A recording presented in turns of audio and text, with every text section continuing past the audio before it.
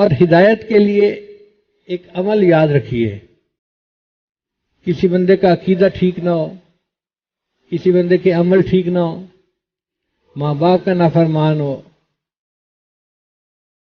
یا اور ایسی کوئی اس کے اندر عیب ہو، تو اس کو ایک وظیفہ کروائیں. کون سا وظیفہ؟ یا رحمان، یا رحیم، یا ہادی. یہ 3 لفظ یاد رکھیں. یا رحمان، یا رحیم، یا ہادی. اگر آپ کسی کو کہیں گے نا کہ پڑھو تم نیک بن جاؤ گے، وہ نہیں پڑھے گا. آپ حکمت سے کام لیں.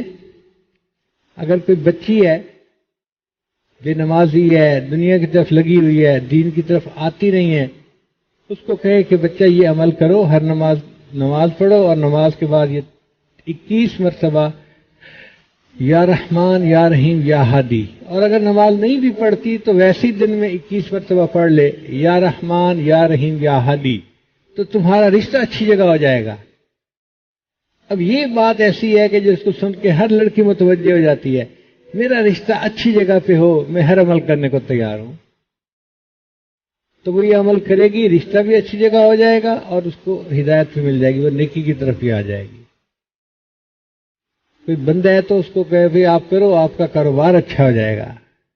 مردوں کو اپنے کاروبار کی بڑی فکر ہوتی ہے، اور ان کو پتہ چل جائے کہ اس عمل سے کاروبار اچھا ہو جائے گا تو وہ رات کو تہجد میں اٹھنے کے لیے بھی تیار ہوتے ہیں.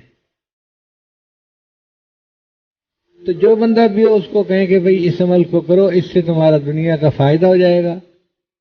وہ فائدہ بھی ہوگا، اور ایک فائدہ یہ بھی کہ اللہ اس کو ہدایت بھی عطا فرما دیں گے. ہمارا یہ تجربہ ہے کہ جس بندے کو یہ عمل دیا جائے اور وہ اس کو باقاعدگی سے کرے، 40 دن گزرنے سے پہلے پہلے اللہ اس کو ہدایت عطا فرما دیتے ہیں. ہم نے کفر پہ جمے لوگوں کو اسلام قبول کرتے ہوئے آنکھوں سے دیکھا ہے. تو یہ ایک بڑا عظیم عمل ہے، یا رحمان، یا رحیم، یا ہادی.